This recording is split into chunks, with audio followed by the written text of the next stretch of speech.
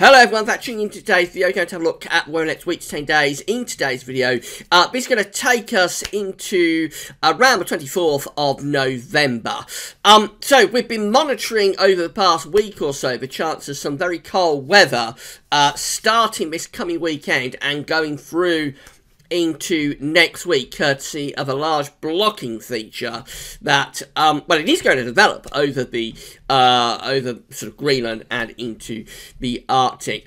As ever, with getting cold weather down into the UK and northwestern parts of Europe, it's always very difficult to do. And this is now starting to look increasingly like another failed cold spell. To be honest, it does look as though the Atlantic will remain the overall driver through the course of next week. Now, this blocking feature is going to be there around Greenland through the course of next week. So we can't totally rule out the possibility, even now, that we might bring some really quite cold air across the UK and northwestern parts of Europe during the course of next week. But as it stands at the moment, looks like overall it's the Atlantic that will continue to rule the roost. We may actually be heading to an increasingly unsettled spell of weather actually now as we move in towards the final stages of November, which means that cold weather and snow likely to be very limited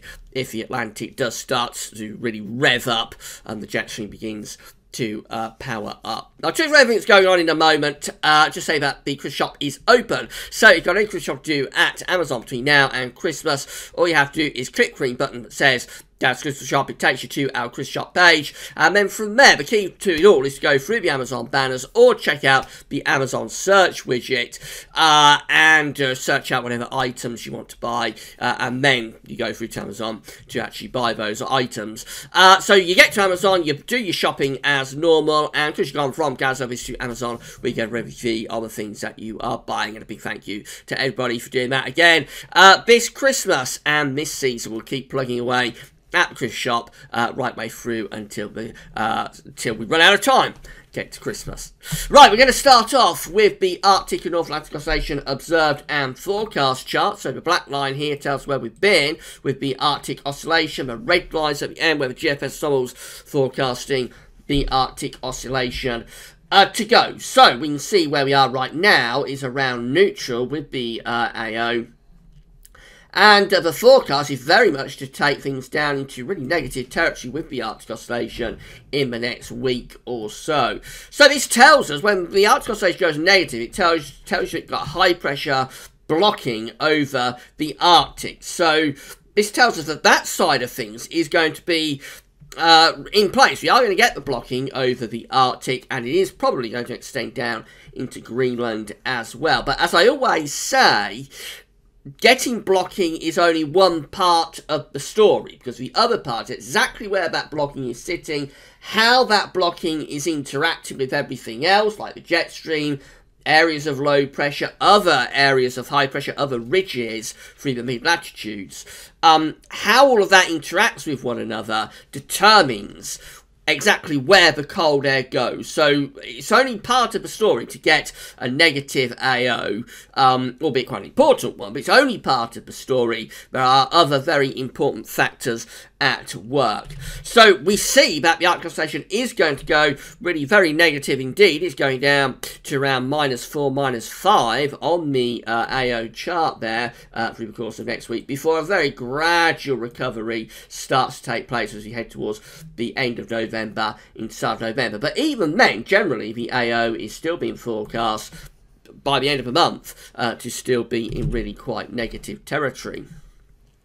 And the same is true of the North Atlantic Oscillation as well. So again, the black line tells us where we've been with the NAO. Red lines at the end where the NAO is being forecast to go. You can see again, we aren't all that far from neutral with the NAO at the moment. North Atlantic Oscillation is being forecast to go through the course next week into really quite negative territory, going down to around -2 on the scale, and then we stay generally in negative territory with the NAO right way through to the end of the month, if the GFS ensembles are right. So we've got our two indexes, the AO and the NAO, are looking, well, they're looking okay for cold weather, essentially. They are both going down into substantially negative territory, and doing so over quite a prolonged period. They're not just going down for a day or two to negative territory and then going back positive. They are seemingly showing quite a sustained run of negative AO and NAO conditions. But these are the GFS temperature precipitation ensembles for London, and you can see what's happened with this. Run by run, we have gradually lost the cold signal. So we're beginning here above average today. This is a little bit warmer than average. Red line here is the 30-year upper air temperature average. That's the first thing to say. We're above average at the moment. We are going to get a push of colder air Friday to Saturday. That's this drop in the temperature that you see just here. But then after that, Sunday through to Monday, look at this, temperatures are going back up again. Now we do still have one or two cold outlier members here, so it's not total agreement within the GFS ensembles. See those upper air temperatures lifting up above average next week, when a few days ago it looked like would be really quite cold. Few members there are still going for cold weather, but the majority now of the GFS ensembles are not seeing this cold weather and are in fact looking really quite mild through the course of next week. Precipitation, so little bits of rain coming up through the next few days. I've got quite an active cold front moving down Thursday to Friday, associated with the first drop in temperature, and then maybe increasingly wet through the course of next week. Those are really quite big precipitation spikes that we're seeing there. Signs perhaps of the Atlantic really starting to rev up through the course of next week, maybe. That's the ensemble for London. This is the ensemble for Aberdeen. Now, remember we did this yesterday. We looked at London and Aberdeen. London yesterday it looked like the cold spell was in trouble for London yesterday, and it looked increasingly unsettled. But Aberdeen, we were still more or less managing to hold on to the cold spell through the course of next week. But look what's happened overnight. So we get our first cooler, colder push at the end of the week and into the weekend. The temperatures do slide just there in Aberdeen, but then similar to what's going on the London ensemble, the Aberdeen ensemble is also lifting the temperature up through the course of next week. Again, a few cold outlier members are still there if you want to maintain and maybe increase the cold signal through next week. They are outliers though. The broad thrust of the ensemble for both London and for Aberdeen is to lift the temperatures up through the course of next week, and also to turn things increasingly unsettled, as we see with these rather large precipitation spikes that we've got just here. Temperature anomalies for next week, going from the 14th, 22nd of November, are coming out. Generally a little bit warmer than average for England and Wales. Still just about a bit colder than average for Scotland, but it's clinging on by its fingertips, and if the models are right, we're probably going to see these looking warmer and warmer as we go through the course of the week. Precipitation anomalies from 14th, 22nd of November, around average, and I expect those to trend wetter in the coming days. So you see how the GFS is looking for Friday, when we are bringing an initial push of cold air down Friday, Saturday. So there is a cold front that's moving across the country Thursday. Friday gets out of the way, introduces a cooler push of air from the north, and that's it on Saturday. It's 6 o'clock in the morning on Saturday. The high pressure is just to the southwest of Cornwall. We are pushing down the wind from the north, so the upper air temperatures are looking cold for Scotland. The -5 iceberg is through Scotland into northern England. All parts have cooled down to start the weekend. That's the cold spell, because by Sunday, look at this, low pressure is coming back in again. And the real problem, what's happened, what's gone wrong, is this area of high pressure across France and Spain. If you don't lower the heights across France and Spain, you won't get the cold air down properly. So we have got a really quite a decent blocking signature here up to the north. That is fairly decent. It's not ever so high pressure, but it's a fairly decent ridge that we've got up there. And this area of low pressure, if we pull these heights out of France and Spain and pushed them that way, this low pressure that we have just here, we did that with the ridge across France, Spain, this low pressure just here would then be pushed down in that direction, and that would allow the cold air to move in from the north. But because the heights aren't lowering to the south, all that happens is that this high pressure rolls, this low pressure should say, rolls in over the top and brings relatively mild air and wet weather through to the start of next week. That's how things are looking on Monday. It's very, very messy. We really aren't all that far away from quite a notable cold spell of weather. But again, the heights are not lowering across France and Spain in particular.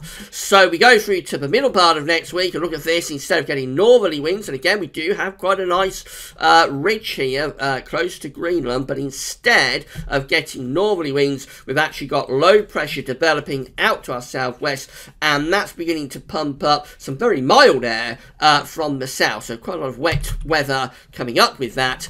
And also quite a lot of heavy rain too. There's your upper air temperatures middle of next week. So we're not that far away at all from the cold weather. That's the -5 ice firm. Just there flirting with northern Scotland, but you see most parts of the country actually looking very mild with those upper air temperatures. And then through the second half of next week, it turns increasingly unsettled. This low pressure is deepening down to 975 millibars, so it turns wet and windy. That's how things are looking on day 10.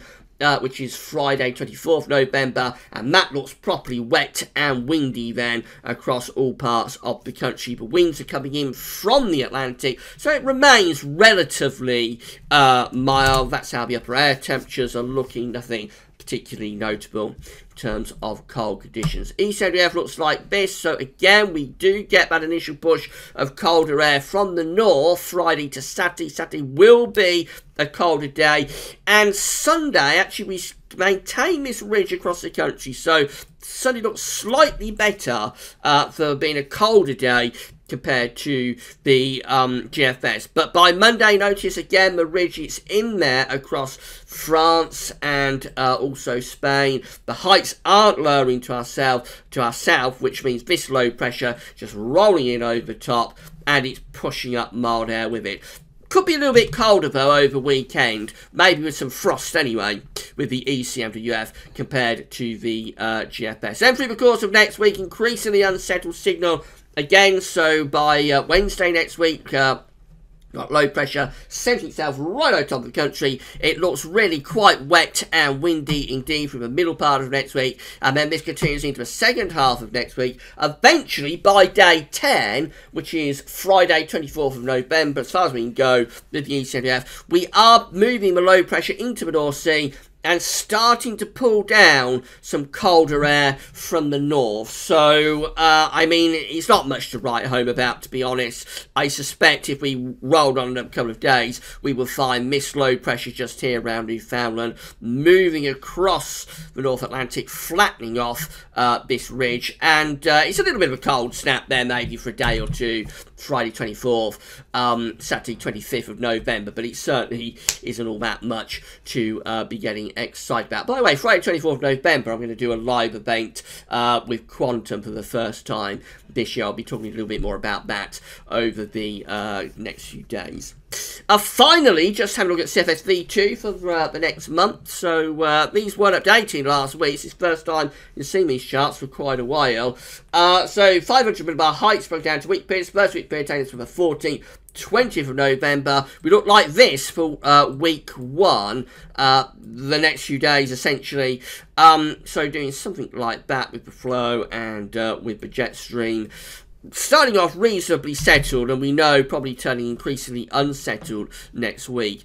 Week 2, which is the 21st, 27th of November, got a nice blocking ridge there around Greenland and extending up to the Arctic as well. But look at that, the CFS is agreeing that the heights are not lowering across France and Spain, which means we stay caught in the jet stream and just bring these areas of low pressure through. So what could quite easily, if this ridge would get out of the way and push that way, push off, we will quite easily tap into some really notably cold weather, but it just isn't happening there. with that ridge down to the south. Week 3 looks like this, the 28th of November to the 4th of December. Have the low pressure out to our west, and we do something like that with the flow and projection. So that one looks like a very unsettled start to December. And then we go through to week 4, which is the 5th through to the 11th of December, and a big ridge then starts to set up across not just the UK but many northwestern parts of Europe. The model, well, I'm not going to look at the temperatures, but if we did look at temperatures, the model would say that's a warmer than average week under that ridge. It wouldn't be, because a ridge in that position in December is going to produce low-level inversion cold at the very least. So we would get frost and fog with that. And even if the model thought it was a mild average week, actually, that would be quite a cold week. So the cold spell looks like it's more or less cancelled at the moment. Now, we can't totally rule it out, because we are going to get the blocking. We are going to get the blocking probably getting into Greenland. So we're not going to be all that far away from it at all. It looks like, again, very, very unlucky from a cold perspective here. And we had quite a bit of this last winter, where we was very, very close to turning it really cold, and it just didn't quite come off. It didn't quite fall into place. You have to have everything falling into place to get cold in the British Isles. But sustained cold anyway, proper wintry cold lasting over a week. So you needed all the pieces to slot into place, and again, it looks like this is one of those situations where things just aren't quite coming together. The main issue, as I've explained, is that the heights are not falling properly across France and Spain over weekend and into next week, which keeps the jet stream north, and it keeps us on the mild side of the jet stream and mild side of the blocking. However, we have got a big blocking signal coming along, so because it's still a little way away, and there are still a few cold outlier members of the GFS ensembles, we can't totally rule it out. So I've placed the chance probably no more around 10% now of something significantly cold happening at the weekend and through next week. But that is still a chance, so we do still have to keep an eye on it. Otherwise, it looks like we're probably going into an increasingly unsettled and maybe, dare I say it, a little bit stormy spell of weather as we start to move into the final stages of November. Right, not what most of you want here, I know, but I can only say what I see happening, and that is what I see happening. Later on today, we'll have the next Christmas update. I think we're up to the 6th Christmas update. That'll be with you around 7 o'clock this evening. Again, it's just for fun. See what CFS is showing tonight for Christmas. But that's all for now, and thanks for watching.